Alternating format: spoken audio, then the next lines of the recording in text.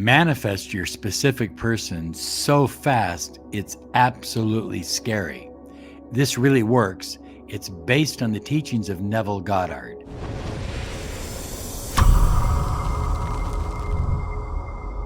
Hi everyone, Robert Zink, your miracle mentor and alchemy success coach. Want to remind you that the Valentine's Day miracle is coming. It's very, very close. We're a few days away from Valentine's Day.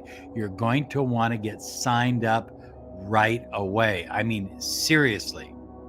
If you want to ensure that you'll never spend another Valentine's Day alone, you'll never spend another Christmas alone or a birthday alone, that 2024 is your year for marriage or engagement or a really serious relationship, then join me for the Valentine's Day miracle on Valentine's Day. Go to the Valentine's Day miracle right now, get the information, and get registered. We have limited spots left. Well, high flyers, most of us, when we visualize, we kind of see ourselves out there. We kind of watch ourselves doing something or experiencing something. And that's okay. That's the basis of visualization. Ultimately, you want to be a part of the scene. I'm going to tell you about a client of mine who had such incredible success using this simple Neville Goddard technique. And it worked fast. Now, you may have some special moments that you either have shared in the past or would like to share in the future with your specific person, with your SP. It could be walking through the park. It could be sitting on the couch, watching a movie, eating a bowl of popcorn.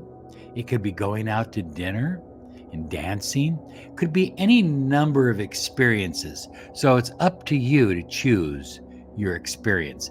I'm going to show you what this one client of mine did and what worked for him. But before we get into that, high flyers, even more devastating to our manifestation and attracting what we desire is our belief in the 3D world. Well, Robert, that won't work because my girlfriend, she's dating someone else now. Robert, that won't work because my boyfriend, he's ghosting me and I don't see him anymore. So those are all good ideas, Robert, but they won't work. You see, this is putting your belief in the 3D, in the physical reality that you see around you. But what we're doing is we're creating on a vibratory level. That's what works. You don't need to know how it's going to come about, how it's going to manifest. You just need to do the exercise because it works and it's effective. So I want you to listen to what happened and just keep in mind that the secret to manifesting your specific person is in the feeling. Just keep that in the back of your mind. So a client of mine wanted to be back with his SP. They had broken apart. And I don't know the full details of what caused the breakup, but they weren't together anymore. He was really hurting. So I worked to get him out of that state of pain because my focus is to get him into that state of resourcefulness. So here's what he did, and you can find your own form of what you can do, but I'll give you an idea of what he did, and then you can apply it to your own life. It's easy. So one of the things that him and his girlfriend used to like to do is watch movies together. They're both movie buffs. And, he lives up north. It's cold a great part of the year. So it's kind of perfect for being a movie buff and staying indoors and watching a good movie. So what he started doing was he started having movie night.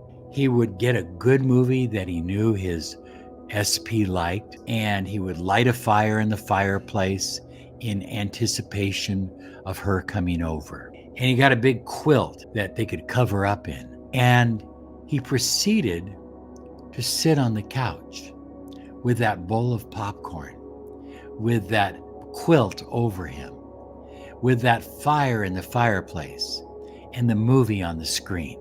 In his mind, she was sitting next to him. He would imagine his arms around her. He would feel the texture of her robe. Then he'd run his fingers through her hair. He would feel the warmth of the fire, feel the blanket, the texture of the blanket that was covering them both. He would feel the softness of the couch, and he would get deeply attuned to the movie he was watching, usually a comedy. So he would focus first on the smell of the fire.